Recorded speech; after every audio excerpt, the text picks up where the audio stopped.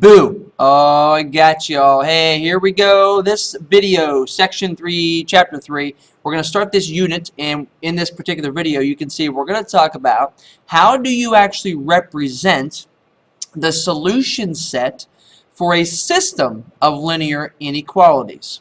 Now, we just talked about this in class with our inquiry activity, where we found all of the actual ordered pairs that worked in not just one linear inequality, it actually worked in both linear inequalities. And in this says system, just so you guys know, it could be more than 2 linear inequalities. It could be 3, it could be 4, but the idea is if you're finding the solution set, it's all of those ordered pairs that would actually work in all of the linear inequalities that's given to you.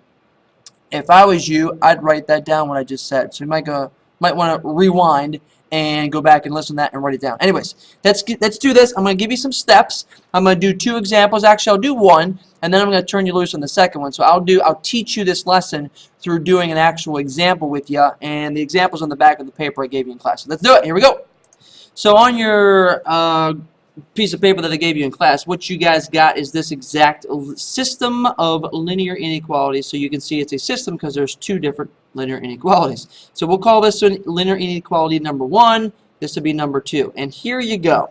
What we're doing again is we are going to find out how to represent the solution set for a system of linear inequalities on a coordinate plane by what we're going to do is graphing.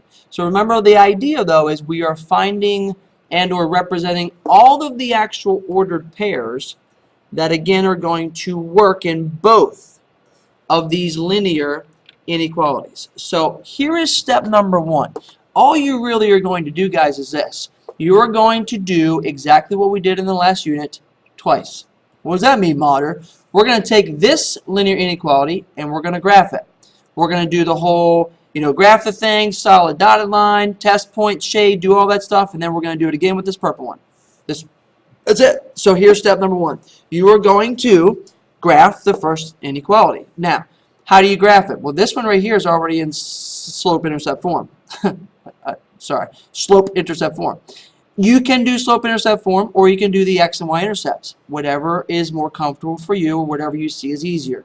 This first one for sure, I see it's much easier to do slope-intercept form because it's already in that form.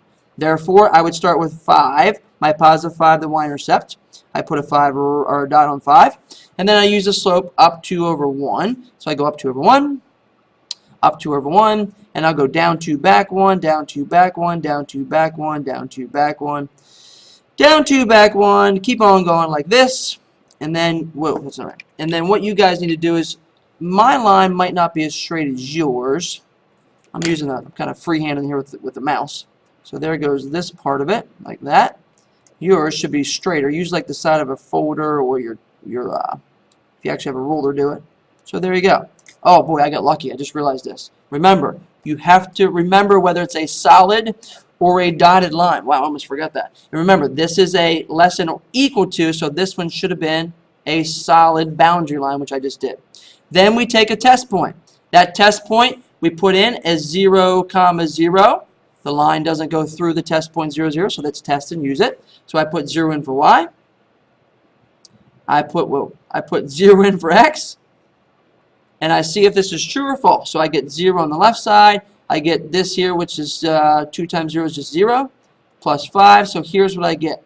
Is that true or is that false? Well, ladies and gentlemen, it is true. Happy day for that. So that means over here on this side, all of these ordered pairs, and let me actually graph this bad boy. So all of these ordered pairs on this side, I'll shade it. You should too. Shade it nice and light. Don't shade it too dark. Shade it nice and light. You'll see why in a little bit. So all of the ordered pairs over here are solutions to this particular linear inequality right up here. Okay? Beautiful. So now, there is the first linear inequality. Step number 3 is just repeat. That's it. So I'm going to use this purple one up here. Let me change my thing. Let me change my color.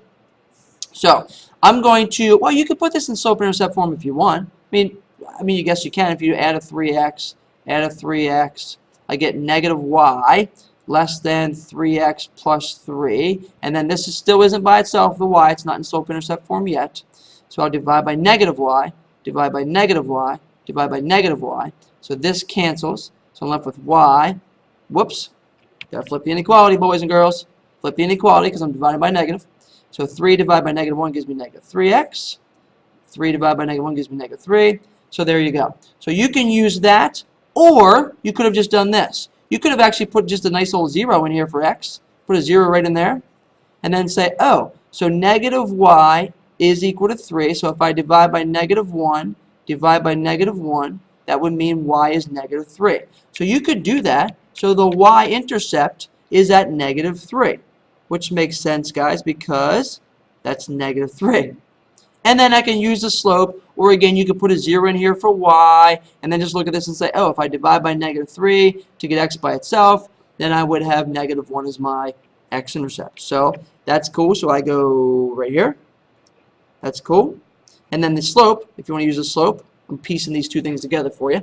Might need to go back and rewatch this, but if I piece this together, so I'm going down 3, right 1, down 3, right 1, like such. So why don't you graph that line on your paper,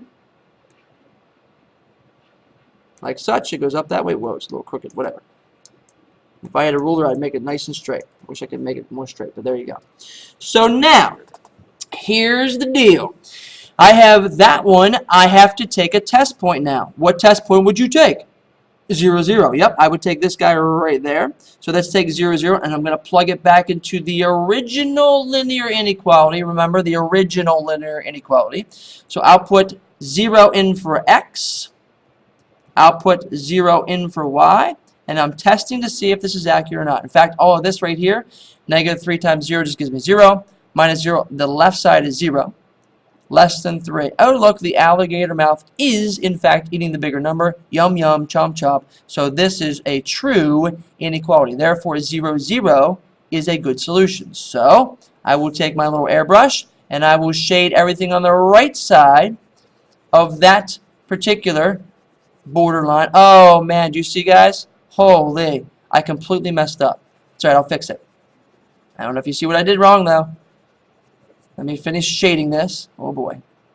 Let me finish shading. So all the stuff on the right side over there, yeah, all of that. They are solutions to the purple linear inequality. Here's the mistake that I made. I actually forgot to dot this because it's just a less than, so I got to dot this thing. So dot, I'll dot it. I'll dot it like this. So you need to make sure if you didn't do it, do it. I'm just kind of erasing those.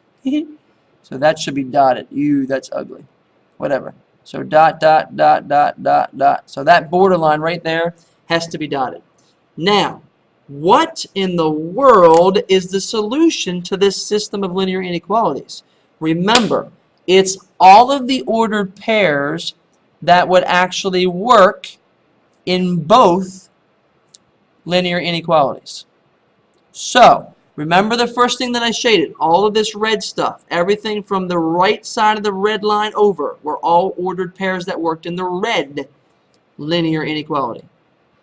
All of the ones I shaded in black, those were all of the ordered pairs, all the stuff over here, all of this up here, all this over here, all of those worked in the purple linear inequality, or the second inequality. So what's the actual solution to this system? Oh, you got it.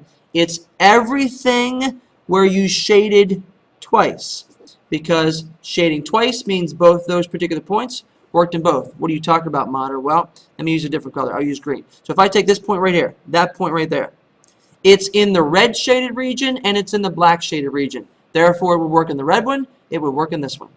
Oh, yeah. If you don't believe me, let's take 1, 1. I'll show you how 1, 1 works in both. If I put 1 in here and 1 in there, that would give me 1 is less than or equal to 2 times 1 plus 5, which gives me this right here.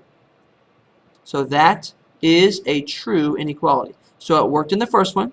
Let's put 1, 1 in here and see if it works. So negative 3 times 1 minus 1.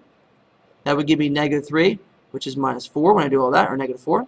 And that is also a true inequality. So this point right there, 1, 1, works in both.